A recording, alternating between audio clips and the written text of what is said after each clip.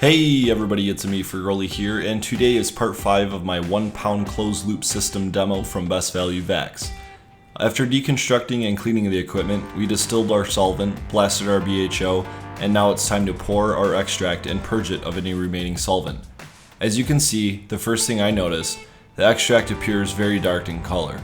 In fact, this is probably the second darkest run I've done, and the only other time I've seen it darker is when I blasted in the summer heat without a DOX sleeve, similar to what we did here. That being said, this was expected and why I'm considering this a food grade run. You will see in my following videos how just by utilizing a DOX sleeve, we can leave a majority of the fats, lipids, and plant waxes behind and come out with a much lighter golden yellow color, also known as liquid gold. This right here just looks like liquid doo-doo. In any case, let's talk about pouring and purging. Since we could not see into our collection chamber, I estimated when to take the collection chamber out of the hot water bath after recovery. A pressure gauge will be your best form of evidence, but a sight glass is also key. Once most of the solvent has boiled off from your extraction to your recovery tank, you will notice much fewer smaller bubbles and several larger ones like the beginning of this video. This is usually a safe enough point to remove the splatter platter and bring it indoors. Remember, open the valve on your recovery base and always check the gauge for a 0 psi reading before opening your collection chamber base. You may want to separate the poured extract and scraped extract into 2 different parchment sheets to reduce the possibility of buttering. But since we are going to be whipping this batch before purging, and since I only have one 3-gallon vacuum chamber, we will go ahead and pour and scrape into the same sheet. Notice 2 things about this parchment. First, it is foil on one side and parchment on the other. After trying regular parchment paper, oil slick PTFE paper, etc., this has turned out to be, in my opinion, the best material to work with. It's called non-stick pan lining paper from Reynolds and can be found at just about any grocery store. It holds shape much better than regular parchment paper, it seems to help with temperature distribution across the slab, and it is very easy to flip slabs with, as you will see. Also note how I formed it to fit my 3-gallon vacuum chamber from Best Value Vacs and used a few staples to hold the walls up. You will want to create some kind of sidewall, especially if your chamber isn't perfectly level, as it can heat up enough to pour off the edge and directly onto your chamber. I've done it before and it becomes a problem. Collect the remaining extract from your splatter platter using small razor blades or another safe metal blade of your choice. If you are using razor blades like the ones here, consider wiping them down with isopropyl alcohol before you use them to remove any leftover oils. Contamination free is your goal. I've never whipped my extract before, but I also don't do many so-called food grade runs. That being said, whipping does a few different things to your extract. While you are more likely to end up with a lower ppm of residual solvents after whipping, it comes at the cost of terpene loss. It will also likely change the consistency of your extract from a potential shatter to more of a butter or crumble. However, as I said before, consistency nor terpene loss matter too much in this run because we will be using it for medibles. Preheat your griddle or heat pad to about 90 degrees Fahrenheit before placing your vacuum chamber on it. This will ensure your chamber, and thus extract, never reach temperatures that will boil off a significant amount of terpenes.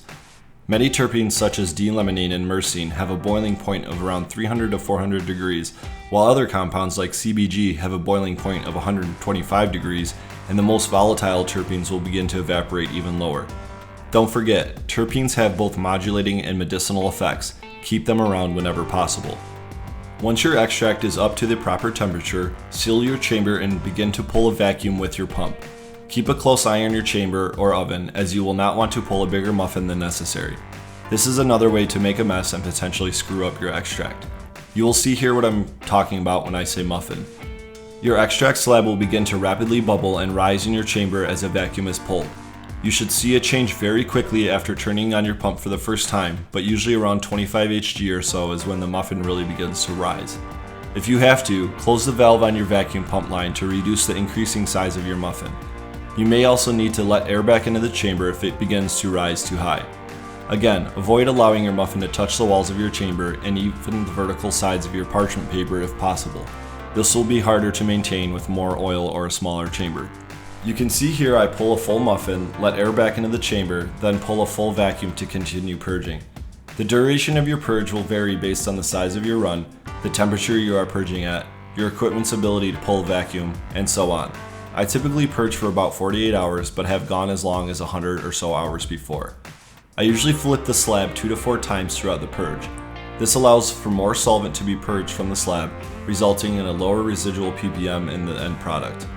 I believe the state of Washington set their maximum allowable residual solvent at 500 parts per million, while the lowest current standard I am aware of is 400 ppm. Here is the slab after about 12 hours of purging. You can see there are very few bubbles rising at this point. After neutralizing the pressure in the chamber, I place the slab in the freezer for a few minutes to harden it slightly. This will allow you to pull the whole slab off in one piece, or at least a large majority of it.